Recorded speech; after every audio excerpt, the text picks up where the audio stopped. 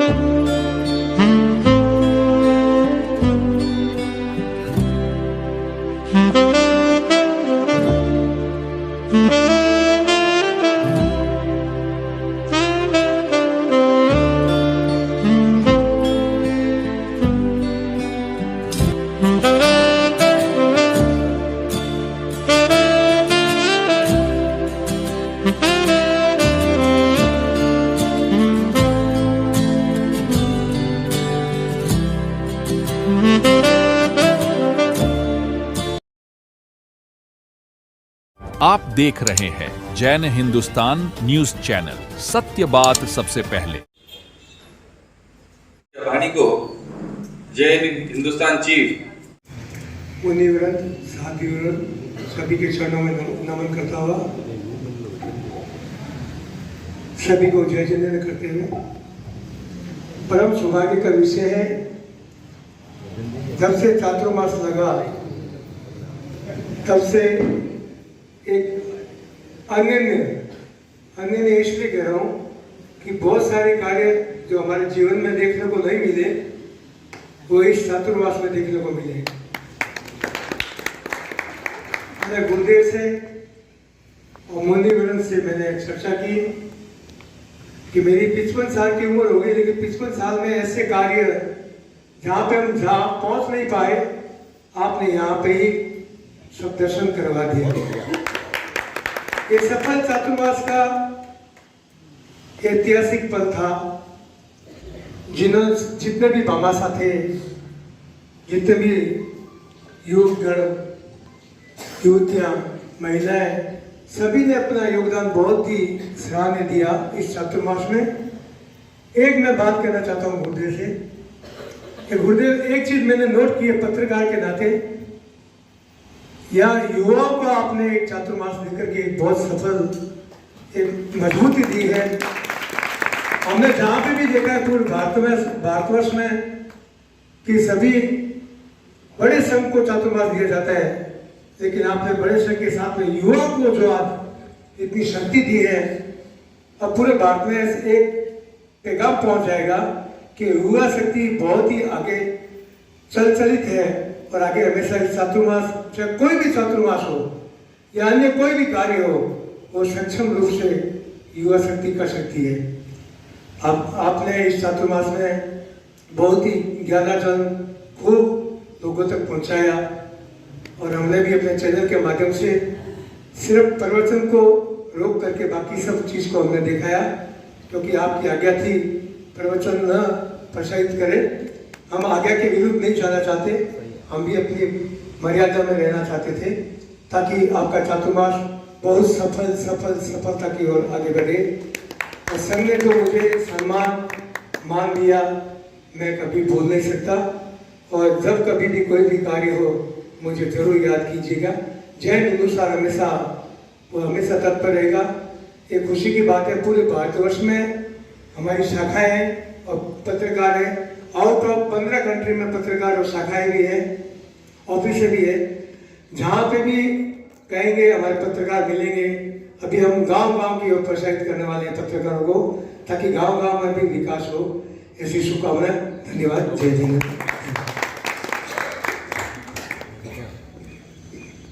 देखिए, चातुर्मास बहुत हुए और चातुर्मास के समापन में विदाई समारोह भी हर वर्ष होता है, पर ये प्रथम वर्ष है कई साल।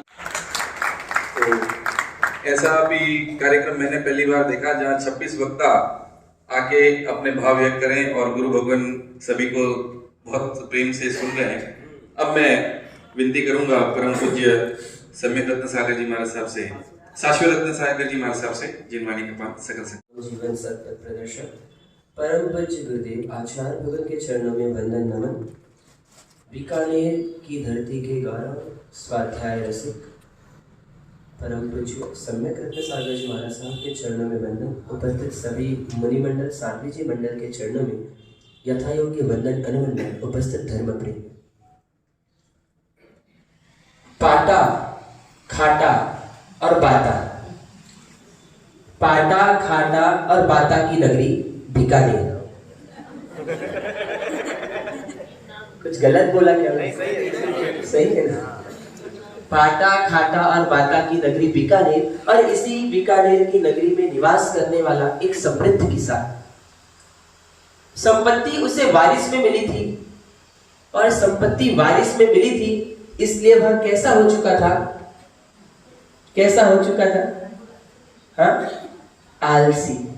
खुद की मेहनत की कमाई हो, खुद के परिश्रम की कमाई हो तो व्यक्ति को पाई पाई का मूल्य भी पता होता है, लेकिन जब चीज कोई विरासत में मिली हो तो व्यक्ति आलसी, प्रमादी हो जाता है और अपनी उस विरासत को खो देता है। आप लोग को ऐसा लग रहा है कि आप लोग को बोल रहा हूं? नहीं, पूछ रहा हूं, लग रहा है कैसे? लग रहा है आप लोग को ऐसा लग रहा है क्या कि इशारा आप लोग की ओर किया जा रहा है, किंतु बात चल रही है उस किसान की जो बीकानेर का निवासी था। संपत्ति उसे विरासत में मिली थी और मिली हुई संपत्ति को वो अपने आलस और प्रमाद में व्यर्थ कर दे रहा था, खराब कर दे रहा था। चारों तरफ इधर खेत में, गौशालाओं में जितने भी उसके सेवक थे, काम करने वाले थे, वो भी वहां मन चाह में क्या था? मस्त था। उस सेठ के कुटुंबी जन, पारिवारिक जन भी उसके इस आलस और प्रमाद का फायदा उठा रहे थे और उसकी संपत्ति को लूटने में लगे हुए थे। लेकिन किसान भी ऐसा कि उसे अपने परिजन पे, कुटुंबी जन पर एकदम अंधा विश्वास, कोई लेना देना नहीं, बस मावा पट्टी से चाय पट्टी और वापस आके पाटे में गपशप। नहटा के पाटा छोड़े तो डागा सेठिया, डागा सेठिया छूटे तो मुकीम बोथरा। और प्रसिद्ध पाटा कौन सा है? ओचड़ों का पाटा। फिर बस वहां से किधर? कोचर चौक का पाटा। तो व्यापार में क्या चल रहा है, खेत में क्या चल रहा है, गौशाला में क्या चल रहा है, घर परिवार में क्या चल रहा है, इससे उसे कोई लेना देना नहीं। वह तो बस व्यास जी के पिचके और जुनिया महाराज की उसमें खुश है, और कोई इच्छा और कोई तमन्ना उसके जीवन में थी ही नहीं। और इसी बीच अचानक उसके घर पे आना हुआ उसके पुराने मित्र का, इसी बीच उसके घर में आना हुआ उसके पुराने मित्र का। और जब उसका मित्र उसके घर की यह हालत देखता है, दुर्दशा देखता है, अराजकता देखता है कि मेरे मित्र की लापरवाही के कारण क्या हो रहा है, इसकी धन संपत्ति लूटी जा रही है, ये कंगाल होने की कगार पर आने वाला है। और तब वह मित्र बहुत समझाने की कोशिश करता है, लेकिन वह किसान अपने आलस और प्रमाद से बाहर आना चाहता नहीं है। और तब वह मित्र अपने किसान मित्र से कहता है, देखो मित्र, मैं एक सन्यासी जी को जानता हूं, उनके पास ऐसे अद्भुत चमत्कारी शक्ति है, ऐसा आलसी। और तब वह कहता है, देखो मैं उन तक जाने वाला नहीं हूं, मैं वहां जाऊंगा नहीं, तुम उन सन्यासी जी के पास जाओ और जो भी कार्य वो करने को बोले वैसा मैं करने को तैयार हूं। और वह मित्र कहता है, ठीक है, आज से ठीक 1 हफ्ते बाद आज से ठीक 1 हफ्ते बाद मैं तुम्हारे घर आऊंगा और सन्यासी जी जो वाला एक सफेद हंस प्रतिदिन इस धरा पर आता है और प्रातःकालीन ऐसे समय पर आता है कि कोई उसे देखे उसके पहले तो वह क्या कर जाता है, उड़ जाता है। बस तुम्हें करना यह है कि उस हंस को तुम्हें एक नजर से देख लेना है। वह तुमको दिख गया, तुम्हारी नजर उस पर पड़ गई, तुम्हारे केंद्र में वह आ गया, तो तुम्हारा काम हो जाएगा, तुम्हारा काम हो जाएगा। तो वह पूछता है कि यह हंस मिलेगा कहां? तो वह मित्र कहता है इस हंस के आने का और मिलने का कोई निश्चित पता नहीं है। तुम्हें तुम्हारे खेत में, गौशाला में, तुम्हारे घर में सुबह जल्दी उठकर सब जगह नजर घुमानी होगी, देखना होगा, घूमना होगा, और तब जाकर तुमको क्या मिल जाने वाला है? वह हंस मिल जाने वाला है। और एक दिन बस तुमने उस हंस को देख लिया तो तुम्हारे जीवन में काम हो जाने वाला है, तुम्हारे जीवन में काम हो जाने वाला। फसल को नष्ट कर रही है, खा रही है, और फिर वहां से वह जाता है गौशाला, और जब गौशाला पहुंचता है तो वह देखता है उसी के रिश्तेदार कुटुंबीजन उसकी गौशाला से क्या चुरा रहे हैं? दूध चुरा ले रहे हैं। वहां से पहुंचता है घर और देखता है कि घर के जो सेवक है, कारीगर है, काम करने वाले वर्कर है, वो लोग भी क्या कर रहे हैं? घर की सारी सामग्री अस्त व्यस्त पड़ी है, किसी भी प्रकार से सिस्टमेटिक काम वो कर नहीं रहे हैं। और प्रतिदिन का यह क्रम चलते रहा। रोज सुबह वह उठता, तीनों जगह घूमता फिरता। अब जितने वर्कर थे, जितने स्टाफ थे, जितने मजदूर थे, जो परिवारजन थे, वो बिल्कुल कैसे हो गए? कैसे हो गए? सावधान सतर्क कि अब यह किसान क्या करता है, प्रतिदिन हम काम कर रहे हैं या नहीं, यह देखने को आता है। और इस प्रकार 6 महीने बीत जाते हैं। 6 महीने के बाद वो थक हार कर अपने मित्र के पास जाता है और उससे कहता है 6 महीने बीत गए, सुबह जल्दी उठता हूँ, चारों तरफ नजरें दौड़ाता हूँ, घूमता हूँ, लेकिन वह सफेद हंस मुझे दिखा नहीं। सफेद हंस मिला कि नहीं मिला? मिला। वह सफेद हंस कौन सा था? कौन सा था? उसके पुरुषार्थ का। और तब वह मित्र समझाता है कि देखो तुम 6 महीने से पुरुषार्थ कर रहे हो और इन 6 महीने में तुम्हें वह सफेद हंस मिल चुका है, लेकिन तुमने उसे पहचाना, तुमने उसे पहचाना नहीं। और तब वह पूछता है कैसे? और तब वह बताता है कि तुम 6 महीने के अब तुम्हारे हिसाब मिलाओ, 6 महीने की तुम्हारी घर की व्यवस्था को देखो, और 6 महीने में जो तुम्हें स्वास्थ्य लाभ हुआ है वह देखो, और तुम बताओ क्या तुम्हारे जीवन में समृद्धि, अष्ट सिद्धि, नवनिधि नहीं आई क्या?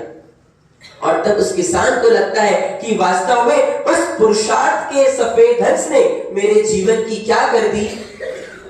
काया पलट कर दी। इन 5.5 महीनों में आपके जीवन में परिवर्तन आया या नहीं आया? आया या नहीं आया? आया। किससे आया? पुरुषार्थ से। और उस पुरुषार्थ की प्रेरणा देने वाले कौन? कल्याण मित्र गुरु भगवत। और ऐसे तो आप लोगों को एक शिकायत होगी छोटे महाराज साहब से या बड़े महाराज साहब से भी, वो लेके आते, वह मित्र तो कितने हफ्ते में आ गया था, कितने हफ्ते में आ गया था अपने मित्र की मदद करने, उसे पुरुषार्थ की प्रेरणा देने, उसके जीवन को बचाने, उसे धर्म मार्ग में जोड़ने। वह मित्र कितने हफ्ते में आ गया था? 1 हफ्ते में। और महाराज साहब कितने हफ्ते लगा है आप लोगों के भीतर धर्म की जागृति लाने, आप लोगों को धर्म मार्ग में आगे बढ़ाने, आपके जीवन में भी मोक्ष का लक्ष्य बन जाए, यह प्रेरणा देने, यह अलग। अब सोचिए, वैसा मित्र मिल गया, वह कल्याण मित्र मिल गया, किसान को ऐसा उपकारी मित्र मिल गया।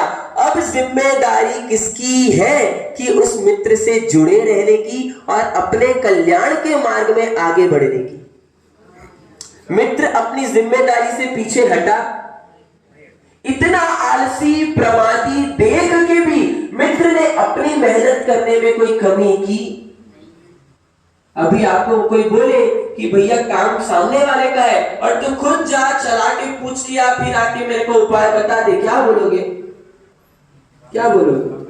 हाँ, गरज है तो चलो भैया, मैं जाके वापस आने वाला नहीं हूं। लेकिन आचार्य भगवत पूज्य महाराज साहब सोचिए, कंटिन्यू सतत 5.5 महीने से किसी भी प्रकार की कमी आचार्य भगवत ने या छोटे महाराज साहब ने छोड़ी।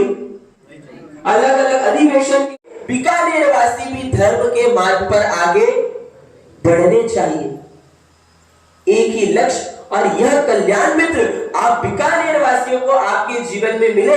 अब इस कल्याण मित्र का साथ नहीं छोड़ना, यह किसकी जिम्मेदारी है? किसकी जिम्मेदारी है? खरे उतरेंगे इस जिम्मेदारी पे। देखिए, आप लोगों ने आचार्य भगवत को क्या, मतलब आपका लक्ष्य क्या था चातुर्मास की विनती करने का? क्या लक्ष्य था? कि गुरु भगवंत आए और हमारे जीवन में हमें धर्म का मार्ग मिले, धर्म का बोध मिले, और हम अपने जीवन में धर्म के मार्ग पर कुछ आगे बढ़ पाए, यही था। और आचार्य भगवंत, सभी मुनि मंडल, साध्वी जी मंडल ने आपके इस विश्वास पे खरे उतरे या नहीं उतरे? हाँ या ना? हाँ या ना? अब जाते जाते एक विश्वास हम सभी को आप लोगों से है कि 5.5 महीने में जो भी जाना है, सीखा है, जितनी जितनी एक्टिविटीज आचार्य भगवत की प्रेरणा से हमारे जीवन में संघ में चालू हुई है, प्रारंभ हुई है, उसे कंटिन्यू रखना किसकी जिम्मेदारी है? खरे उतरेंगे? अभी हाँ नहीं बोले। खरे उतरेंगे। और इसी विश्वास के साथ आचार्य भगवत ने आपको सारी जिम्मेदारी दी, और इसी विश्वास के साथ आचार्य भगवत ने क्या किया था? चातुर्मास की आज्ञा प्रदान की थी। जितने भी वक्तव्य हुए, जितने भी भजन हुए, जिन्होंने भी बोला, सब में एक कॉमन शब्द था। कैसा चातुर्मास? सफल चातुर्मास। कैसा चातुर्मास? सफल चातुर्मास। सबने बोला सफल चातुर्मास, लेकिन एक भी ऐसा कोई व्यक्ति है जो मुझे बताए कि सफल चातुर्मास की परिभाषा क्या है? सफल चातुर्मास की परिभाषा क्या है? जीवन में परिवर्तन, ज्ञान आराधना और जीवन में परिवर्तन। यह परिभाषा अगर सफल चातुर्मास की मानी जाए तो यह चातुर्मास सफल रहा कितना %? अगर परिभाषा सफल चातुर्मास की यह मानी जाए जीवन परिवर्तन, तो कितना % मानोगे? और दूसरी परिभाषा मैं बोलता हूं कि सफल चातुर्मास यानी वह जिसमें 5.5 महीने भी 5.5 दिन जैसे लगे। कौन सी परिभाषा मानोगे? लेकिन सफल चातुर्मास वो होता है जहां श्रावक श्राविकाओं को तो 5.5 माह भी कैसे लगे? 5.5 दिन लगे, और गुरु भगवंत को भी 5.5 महीने कैसे लगे? तो हमसे तो पूछा ही नहीं किसी ने कैसा लगा। सफल चातुर्मास सारों ने बोल दिया, एक भी नहीं आया पूछते महाराज साहब 5.5 दिन 5.5 महीने कैसे लगे, कैसे बीते, कैसे हमको कैसे लगा? 5.5 महीने 5.5 महीने जैसे लगे, या 5.5 साल जैसे लगे, 5.5 दशक जैसे लगे, कैसे लगे? हाँ? हम बता दें तो निश्चित तौर पर पूरे बीकानेर श्री संघ का जो प्रथम प्रवेश था प्रतिष्ठा के उद्देश्य से, उसके बाद चातुर्मासिक प्रवेश, और वहां से लेके सारा 5.5 महीना, निश्चित तौर पर ये 5.5 महीने हमें भी कैसे लगे? अभी सबका मुख खुला। हमें भी 5.5 दिन जैसे लगे। उसका कारण एक ही था, बीकानेर श्री संघ का, बीकानेर के श्रावक श्राविकाओं का इस चातुर्मास के अंतर्गत जो उनकी सहभागिता थी, उनका जो उत्साह था, चाहे प्रवचन हो, दोपहर की स्वाध्याय क्लास हो, प्रवचन के बाद स्वाध्याय क्लास हो, रात्रिकालीन क्लास हो, किसी भी प्रकार का जो भी आयोजन हुआ, जिनालय शुद्धिकरण, लाइव झांकी, अधिवेशन, ट्रस्टी अधिवेशन, प्रखर का सम्मेलन, जितने आयोजन हुए सब में उसमें जो बीकानेर का उत्साह था और दिन भर की जो सुबह से रात को कितने बजे तक, मनीष भैया, रात को कितने बजे तक? इसके लिए मैं महाराज साहब से मिच्छामी दुक्कड़म में बोलता हूँ। रोज महाराज साहब एक बेल कोई बजा के जाते थे, टाइम हो गया पर बैठे रह जाते थे। तो सुबह से रात तक की जो रमझट श्रावक श्राविकाओं की लगी रहती थी, ज्ञानार्जन को लेके बच्चों का उत्साह, युवाओं का उत्साह स्वाध्याय को लेके, महिलाओं का उत्साह भी स्वाध्याय को लेके, यह जो आपकी सहभागिता रही, हमारा भी दिन आपके साथ साथ कहां चले जाता था हमको भी पता चलता नहीं था। तो यह चातुर्मास सफल इस तरीके से रहा कि आपको भी 5.5 माह कैसे लगे और हमको भी कैसे लगे 5.5 दिन। इसलिए यह चातुर्मास सफल चातुर्मास के रूप में ऐतिहासिक चातुर्मास रहा। जिस धरती पर हमको रहने को मिला, ऐसी धरती जो हमारे तीन गुरुदेव के हाथ से अंजन शलाका प्रतिष्ठित हुई, ऐसी प्रतिमाओं के दर्शन, 34 जिनालय से शोभायमान ऐसी भूमि, और इसके साथ साथ चौथे दादा गुरुदेव ने गृहोद्धार जिस धरती पे किया और चौथे दादा गुरुदेव ने अपने जीवन के सर्वाधिक चातुर्मास जिस क्षेत्र में किए, ऐसे क्षेत्र में हमको भी चातुर्मास करने का क्या मिला? सौभाग्य मिला। और वास्तव में तीर्थ भूमि हम सभी के लिए यह भूमि तीर्थ भूमि है, क्योंकि हमारे परम आदरणीय परम पूज्य स्वाध्याय रसिक सम्यक ग्रंथ सागर जी महाराज साहब की यह क्या है? जन्मभूमि, नगीना नगरी। जयपुर क्या है? जयपुर किसकी नगरी है? गुलाबी नगरी है। रत्नों की नगरी तो कौन है? बीकानेर। अब सोचो कौन से रत्नों की नगरी बीकानेर है? आज तक हम जो समझ रहे थे उस रत्न की नगरी है कि आज हमने जो जाना उस रत्न की नगरी है? किस रत्न की नगरी है? इन 5.5 महीनों में शायद आपका यह भ्रम दूर हो चुका होगा कि जिस रत्न की नगरी हम बीकानेर को मान रहे थे, वह रत्न, इस रत्न के आगे सब रत्न फीके हैं। इस रत्न की चमक के आगे सारे रत्नों की चमक कैसी है? निश्चित तौर पर अंकल जी थे, विक्रम चंद जी साहब, अंकल जी हमेशा आचार्य भगवत को भी विनती करने हम देखे हैं, हमसे भी बातें किए हैं। और जब हमारी दीक्षा नहीं हुई थी तब भी अंकल जी एक ही चीज बोलते थे, बीकानेर पधारो, बीकानेर चातुर्मास करो, बीकानेर चातुर्मास करो।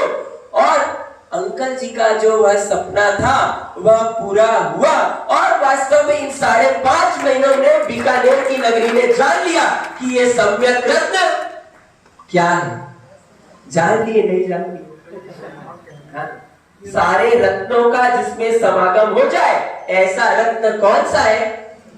सम्यक रत्न। और इसके साथ विशेष परम सौभाग्य आप लोगों का रहा, जहां बीकानेर के कुल दीपक का चातुर्मास आपको मिला। और साथ में बीकानेर की कितनी कुल दीपिकाएं?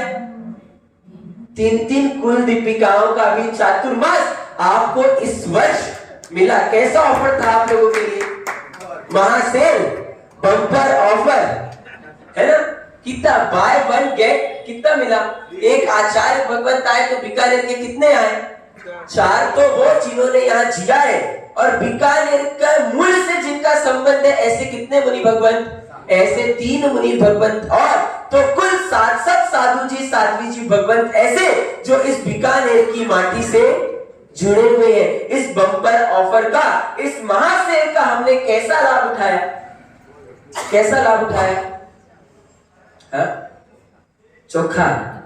जितना उठाना चाहिए था उतना उठाए क्या? जितना उठाना चाहिए था उतना उठाए क्या? हाँ। तो जब बच्चा वर्क पूरा नहीं कर पाता, बच्चा अगर बराबर काम नहीं करता, तो टीचर उसको किसके लिए रोकती है? Extra class. और एक्स्ट्रा क्लास का टाइम, एक्स्ट्रा क्लास की प्लेस, ये दोनों कौन निर्धारित करता है? टीचर। जो टाइम टेबल है वहां तक तो ठीक है, आपकी चल जाती है। जिस क्लासरूम में टीचर को क्लास लेना है, जिस क्लास में लेना है, जिस पीरियड में लेना है, उसी पीरियड में उसी क्लास में उनको क्या लेना होता है, क्लास। लेकिन जब बात एक्स्ट्रा क्लास की होती है, बच्चे ने काम पूरा नहीं किया, एक्स्ट्रा क्लास लेना है, तो क्लास का टाइम का सारा निर्धारण कौन करता है? तो अब ये बाजी किसके हाथ में है? आचार्य भगत के हाथ में है। आपको जब जहां बुलाया जाए, जिस समय बुलाया जाए, वहां उपस्थित हो जाओगे। आओ। और अभी पूछेंगे कितने लोगों ने फॉर्म भरा 19 तारीख को चलने के लिए। ये नगरी है, इस नगरी में बहुत सारी संभावनाएं छिपी हुई है। महाराज साहब अपने प्रोजेक्ट में बहुत बार फोटोग्राफ और एक्सरे वाला उदाहरण देते हैं कि फोटोग्राफ कितना भी अच्छा हो, अगर एक्सरे खराब है तो काम का है क्या भैया? लेकिन इन 5.5 महीने में मैंने, यह मेरी अनुभूति रही, यह मैंने महसूस किया कि बीकानेर का फोटोग्राफ जो मैंने देखा था, फोटोग्राफ जैसा भी रहा हो, लेकिन एक्सरे तो बीकानेर वालों का 100% कैसा है? एकदम सही है। एक्सरे में उनके कोई प्रॉब्लम नहीं है। फोटोग्राफ को देख के कोई दोष दे सकता है, कोई बड़ा बुरा भला कह सकता है, किसी प्रकार की टीका टिप्पणी कर सकता है, कमेंट कर सकता है, लेकिन बीकानेर की नगरी का, बीकानेर वालों का जब हम क्या देखते हैं, एक्सरे देखते हैं, तो वे तारीफ तारीफ तारीफ, बधाई बधाई बधाई, कॉम्प्लीमेंट कॉम्प्लीमेंट कॉम्प्लीमेंट के ही क्या है, हकदार है। और ऐसा आपने जो एक उदाहरण चातुर्मास में अपना जो उत्साह, अपना अहोभाव, आनंद भाव दिखाया, निश्चित तौर पर अब मेरा यह विश्वास है कि पुनः महाराज साहब को आने में 17.5 साल नहीं लगने। बीकानेर श्री संघ को, सुगंजी उपासना ट्रस्ट, जिनेश्वर युवक परिषद, और इनको मैं देखता था सुबह 8 बजे, 8:30 बजे से जो ऑफिस में रहते थे युवक परिषद वाले, रात को 12, साढ़े 12 बजे तक ये ऑफिस से हिलते नहीं थे। कितने ऐसे थे, कितने सदस्य कार्यकर्ता ऐसे थे जिन्होंने, मेरे को लगता है 5.5 महीने में वो 5.5 दिन के लिए भी अपनी ऑफिस या दुकान में बैठे हो, तो बहुत बड़ी बात है। इतना समय दिया, इतनी शक्ति दी, संपत्ति का सदुपयोग किया। पूरे बीकानेर श्री संघ की हार्दिक हार्दिक अनुमोदना। इसके साथ में विचक्षण महिला मंडल, जिनेश्वर महिला परिषद नए थे, थोड़े सुस्त भी थे, उनको बोलना पड़ता था, कार्यक्रम है, करना है, कब वो आते थे।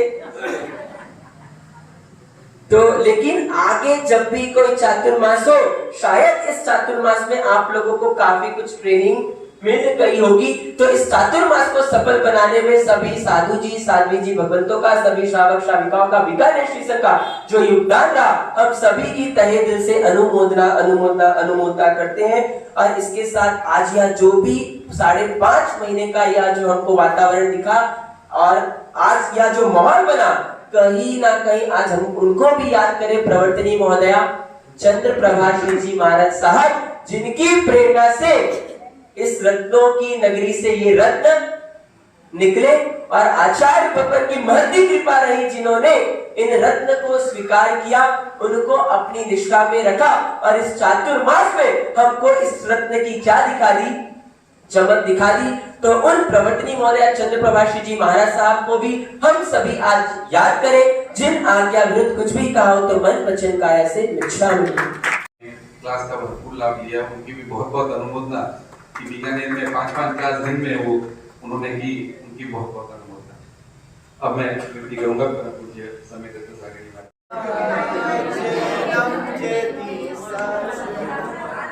जी।